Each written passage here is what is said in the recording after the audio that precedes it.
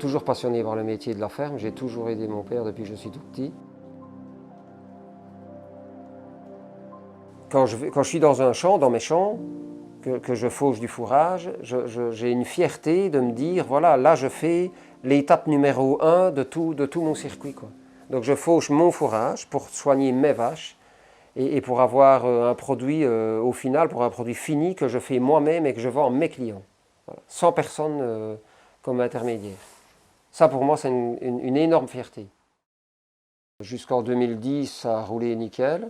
On louait des terres sur le camp militaire de Marchand-Famenne, donc juste ici derrière la ferme.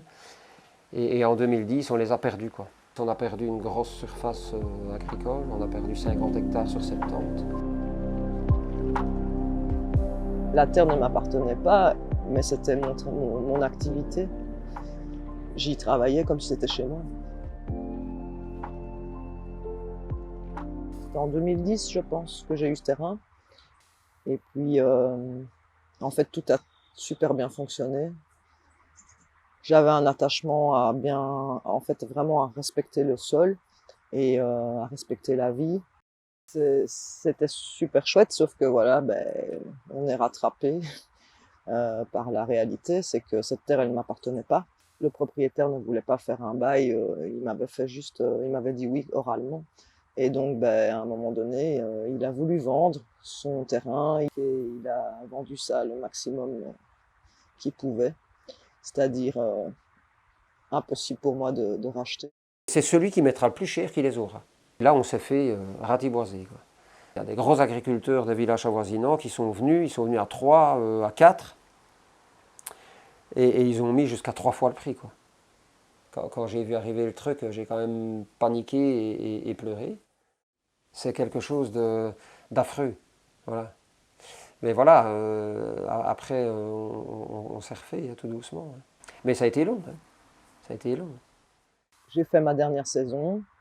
Dans le même temps, j'ai tout rangé, j'ai tout déménagé. Et puis voilà, c'était en 31 décembre 2018 où ça s'est arrêté. Et ce qui s'est arrêté aussi, pour moi, ce qui est le plus dur en fait à vivre, c'est que sur 8 ans de travail du sol comme on l'a fait, en fait, on a amélioré la biodiversité de ce terrain qui était à la base un terrain, une vieille prairie, un peu avec des chardons, des orties. On en a fait quelque chose de 2 à 3 fois plus riche au niveau de la biodiversité.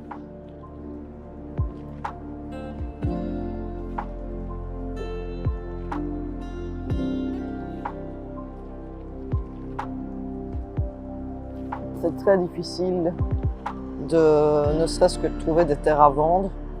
Il y en a dans le journal agricole, il y en a sur Internet, mais en fait ça ne mène à rien, en tout cas pour moi ça n'a mené à rien, parce que les prix grimpent à une vitesse bébé prime. C'est vraiment un parcours du combattant. De fil en aiguille, j'ai rencontré des agriculteurs qui vont arrêter et diminuer leur travail et qui ont des terrains. Donc je suis en pourparlers, en négociation avec eux pour faire une transition.